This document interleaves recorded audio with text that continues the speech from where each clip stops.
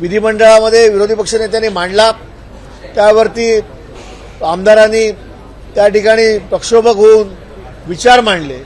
परंतु आज जर आपण बघितलं की मुख्यमंत्र्यांचं उत्तर किंवा उपमुख्यमंत्री ज्या पद्धतीने सरकारची बाजू घेत होते, शेतकऱ्यांना दिलासा देण्याबद्दल बोलत होते, त्यात कोणताही ठोस असा निर्णय आज विधिमंडळाच्या सभागृहामध्ये या सरकारने घेतलेला नाही। त्यामुळे हे सरकार जे आहे, शिंदे फडणवीस सरकार, हे पूर्णपणे शेतकऱ्यांना या ठिकाणी कुठच्याही तऱ्हेचं समाधान देऊ शकत नाही। शेतकऱ्यांची फसवणूक करते, केवळ घोषणा करून शेतकऱ्यांच्या तोंडाला पानं पुसण्याचं काम आणि मागच्या सरकारने काय मदत केली तेवढी आकडेवारी वाचून दाखवायची आणि वेळ मारून न्यायचा, एवढंच काम या सभागृहामध्ये माननीय मुख्यमंत्री, उपमुख्यमंत्री आणि हे सरकार करतं। सीमा प्रश्नाचा विषय निघाला होता, त्याच्यावरही आज आक्रमक झाले। सीमा प्रश्नाच्या बाबतीत ज्या पद्धतीने सीमा बांधवांवरती अन्याय होतोय आणि या सीमा बांधवांमध्ये भाषेचा प्रश्न आहे, अस्मितेचा प्रश्न आहे, तिकडे कर्नाटक सरकार ज्या पद्धतीने मराठीचा वापर करू नये म्हणून ज्या जाचकाठी या सीमा बांधवांवरती लावतंय, त्याबद्दल सभागृहामध्ये विषय निघाला होता आणि माननीय छगन भुजबळ या सभागृहाचे ज्येष्ठ सदस्य त्यांनी हा विषय मांडला होता। मुख्यमंत्र्यांनी केवळ दिल्लीचं सरकार काय करतंय, मी मुख्यमंत्री म्हणून काय करतोय, माझा कसा जिव्हाळ्याचा संबंध आहे असं सांगून टोलवाटोलवी करून खऱ्या अर्थाने सीमावासियांना न्याय देण्यासाठी ज्या गोष्टीची या सभागृहामध्ये घोषणा करणं गरजेचं होतं की आज मुख्यमंत्र्यांनी ठणकावून सांगायला पाहिजे होतं की कर्नाटकचे मुख्यमंत्री महाराष्ट्रातल्या सीमा बांधवांवरती त्या ठिकाणी कानडीची सक्ती करू शकत नाहीत।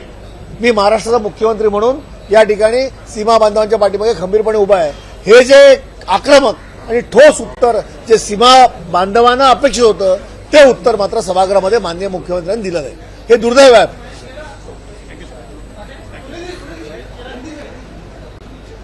हिंदी क्या है?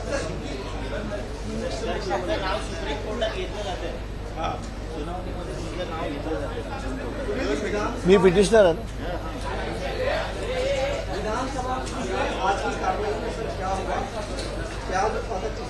ऐसा है कि प्याज को भाव नहीं है, कपास को भाव नहीं है, सोयाबीन को भाव नहीं मिल रहा है, हरभरा वहाँ पर बहुत ज़्यादा तौर पर वहाँ पर उसका उत्पत्ति हुई है और उसको भाव नहीं है। ये सारा जो मामला है वो किसानों की समस्या जिस तरह से हल करनी चाहिए सरकार ने, ये सरकार इसके ऊपर ध्यान नहीं दे रही है। इसलिए सोए हुए सरकार को जगाने का काम हमने आज सुबह किया, लेकिन सरकार को उस किसानों के बारे में कोई पड़ी नहीं है। किसानों के बारे में जिस तरह की घोषणा सरकार ने करनी चाहिए थी, आज सरकार के पास कोई ऐसा ठोस जवाब नहीं है। इसलिए दुर्दैव है कि इस महाराष्ट्र के किसानों को ये सरकार न्याय नहीं दे सकती। सघन प्रस्ताव दिया था, ये विषय के ऊपर बहस हुई, लेकिन माननीय मुख्यमंत्री महोदय ने हमने पिछले सरकार में किसानों के लिए क्या हुआ, हम क्या कर रहे हैं, जो बारिश हुआ उसके लिए हमने क्या किया, कांदा उत्पादक क्षेत्रों के लिए हम क्या करने वाले हैं, इसके बारे में कोई भी जवाब माननीय मुख्यमंत्री महोदय ने इस सदन में नहीं दिया।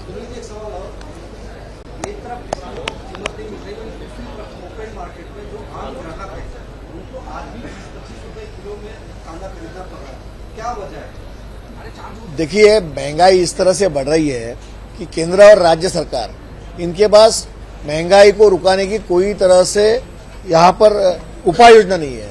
और दुर्दैव है कि महंगाई जिस तरह से बढ़ रही है, देश और महाराष्ट्र की जनता जिस तरह से बुरी तरह से इस महंगाई में फंसी हुई है, इस सरकार को चुनाव में ही सबक सिखाना अब एकमेव काम इस जनता के पास है, वो जरूर करेगी।